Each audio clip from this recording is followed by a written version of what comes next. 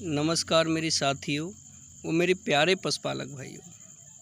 मैं डॉक्टर दुर्गेश कटारा और आप देख रहे हैं यूट्यूब पर ग्रो बैटमैन।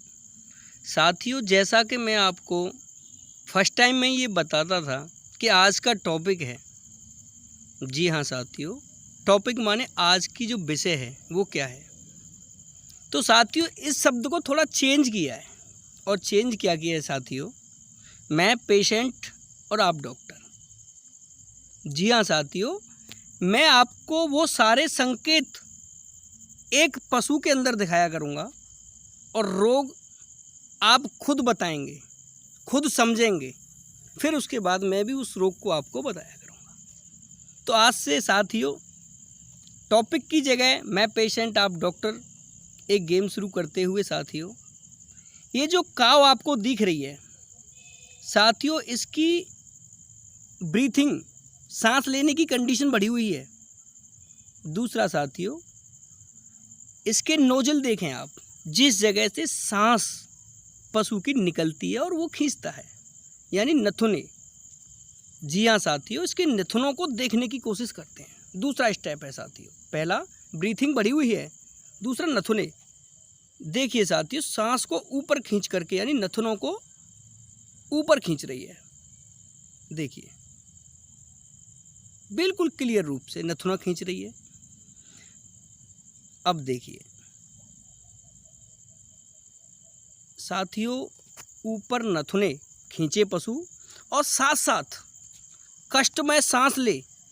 अब देखिए जैसे हर सांस के संग एक कराहट, जी हाँ, वो दर्द की, वो सांस लेने में असमर्थ था। जी हाँ साथियों, और साथ साथ साथियों, उस पशुपालक ने थोड़ा ये बताया कि ये पशु बैठा नहीं है। नथुने ऊपर खींचना, रोंगटा फटा होना शरीर की त्वचा का, ब्रीथिंग कंडीशन यानी पल्स रेट बढ़ी हुई होना, और पसलियां का चलना साथियों, कभी कभी खांसी रूप में धांसना। जब श्वास नली तक ये रोग पहुंच जाता है तो साथियों, आप समझ गए होंगे कि क्या रोग हो सकता है। जी हाँ साथियों, ये आपको समझना होगा, फिर मैं बताता हूँ। लेकिन उससे पहले साथियों, अभी बात अधूरी है कि किसी पशु का टेम्परेचर जाने बिना, आप ये जानते हैं किसी रोग का टेम्परेचर भी महत्वपूर्ण होता है। ये हर रोग में साथियों, हर पेशेंट पे यूज़ करना चाहिए। इससे हमें पशु की बहुत सारी तकलीफ़ों के बारे में भी पता चलता है साथियों, और संग की संग, यानी साथ ही साथ उसके ब्लड का सर्कुलेशन के बारे में पता चलता रहता है। तो साथियों, चलते हैं, पहले पशु का टेम्परेचर भी लेते हैं, फिर उसके बाद आपको सिद्ध करेंगे ये क्या तकलीफ़ है, और फिर थोड़ा पशुपालक से भी बात कराएंगे साथियों। तो चलिए चलते हैं।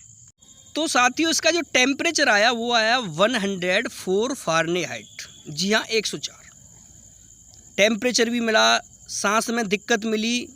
अब साथियों, पशुपालक से जानने की भी कोशिश करते हैं। भाई साहब, ये कब से बीमार हुई है? ये कल से हुई है। कल से। तो अभी इसको निमोनिया हुआ है, मैं आपको बताऊं। लेकिन मुझे आप ये बताओ, आपने कल इसे नहलाया वलाया था, क्या चक्कर था ये बताओ, कैसे ये बीमार हुई? कल नहलाया था सुबह, हमन तो सुबह नहलाई थी। हाँ।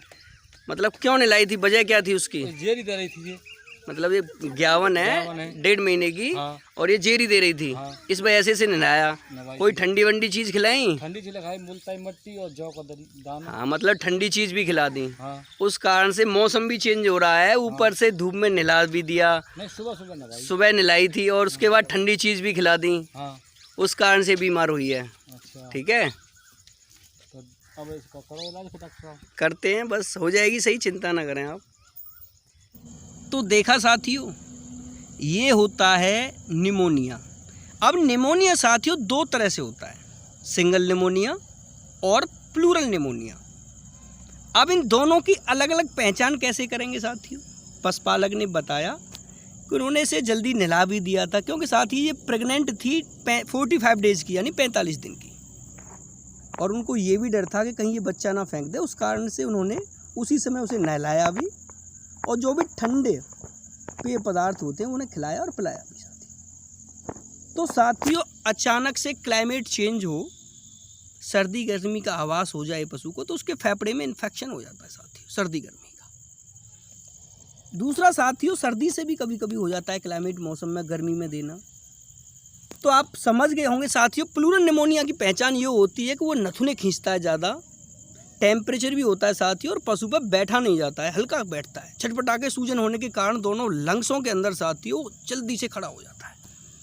तो साथियों अब और वो कभी कभी खांसी भी लेता है, धांसता भी है। तो अब इसका ट्रीटमेंट क्या करेंगे? तो ट्रीटमेंट के लिए साथियों सबसे पहले सेफ्ट्राइऑक्सोन 4 ग्राम, जी हाँ 4 ग्राम को डिस्टिल वाटर में घोल करके साथियों इसको IV दिया जाएगा। और उसके बाद में 5 ml आइसोफ्लूरोप्रोडोन, जी हाँ साथियों 5 ml इंट्रामस्कुलर इसे भी लगाया जाएगा। और तीसरा इंजेक्शन साथियों 25 ml एंड्रोफ्लोक्सासिन, इसे भी इंट्रामस्कुलर दिया जाएगा।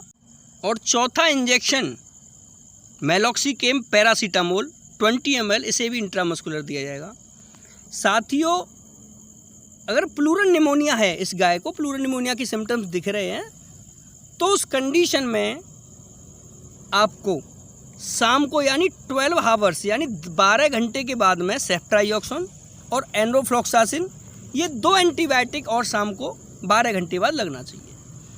और फिर दूसरे दिन साथियों वो भी मैं आपको बताऊंगा कि दूसरे दिन क्या लगना चाहिए। और साथ साथ साथियों अब हम ये भी जानेंगे पशुपालक भाई से कि जब दूसरे दिन उनके यहाँ हम पहुँचे तो गाय की स्थिति कैसी थी। चलिए चलते हैं पशुपालक के घर।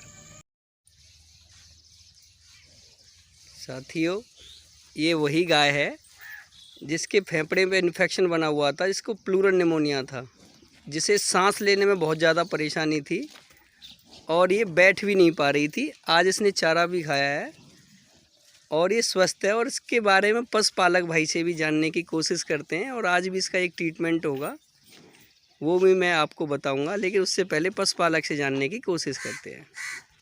जिनकी गाय है वो आपके भाई हैं, फौजी है वो? हाँ फौजी हैं। अच्छा अच्छा, इस समय वो है नहीं यहाँ पर, घर पर नहीं है ना? तो मैं ये पूछ रहा हूँ इस गाय को जो दवा लगी थी उस दिन प्लूरल निमोनिया की, उसके दवा के कितनी देर बाद इसे आराम मिल गया था? 10-12 घंटे बाद। 12 घंटे बाद इसे आराम मिल गया था, है ना? और बैठ कितनी देर बाद गई थी? अब बैठ नहीं रही थी, खड़े होने मतलब ज़्यादातर खड़ी रह रही थी, तो उसमें कितना समय लगा था? लग समय वही टाइम था, मतलब 12-14 घंटे बाद फिर बैठ गई थी, आराम मिल गया था, जुगाली पा गई थी। फिर दूसरे दिन चारा खाया इसने? चारा खाया, थोड़ा सा चारा खाया है। तो देखा भाइयों, पशुपालक ने भी बताया है कि इस ट्रीटमेंट से इसको आराम भी मिला और इसने चारा भी खाया है और जुगाली भी की और आराम से बैठ भी रही है। लेकिन रिपीटिंग जो ट्रीटमेंट होता है 3 दिन का साथियों, वो पूर्ण करना होगा और वही ट्रीटमेंट अब इसके लगेगा। साथियों अब दूसरे दिन ट्रीटमेंट क्या होगा? दूसरे दिन का जो ट्रीटमेंट है साथियों वो एंड्रोफ्लोक्सासिन 20 ml इंट्रामस्कुलर यानी 20 ml। दूसरा सेफ्ट्राइऑक्सोन यानी डिफीट से 4 ग्राम साथियों, इसे आप IV न दे करके आप IM भी दे सकते हैं। और तीसरा इंजेक्शन लगेगा साथियों आइसोफ्लूड 5 ml, इसे भी इंट्रामस्कुलर लगाएंगे साथियों। साथियों जो ड्रग होती है हमेशा डिजीज़ के अकॉर्डिंग लगनी चाहिए। साथियों काफ़ी सारी कंपनियों के MR आते हैं मार्केट के अंदर और वो अपनी इंजेक्शनों को बहुत बेस्ट बताते हैं, लेकिन एक डॉक्टर एक पशु की जान से खेलता है साथियों। पशु आपसे एक आशा रखता है कि आप उसे उचित ट्रीटमेंट देंगे क्योंकि आप एक अच्छे डॉक्टर हैं। जी हाँ साथियों, यदि आपको मेरी बात अच्छी लगी हो तो वीडियो को लाइक करें, शेयर करें और चैनल को सब्सक्राइब करके बेल आइकन दबाएं ताकि आने वाली सभी वीडियो का नोटिफिकेशन आप तक पहुंच सके। साथियों डिजीज़ के अकॉर्डिंग जो मेडिसिन लगती है उसका आपको रिजल्ट 100% मिलता है।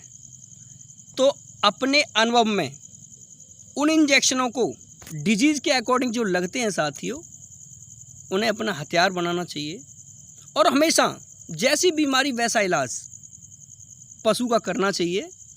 इससे साथियों आपका भी कॉन्फिडेंस बढ़ेगा, साथ साथ आपके द्वारा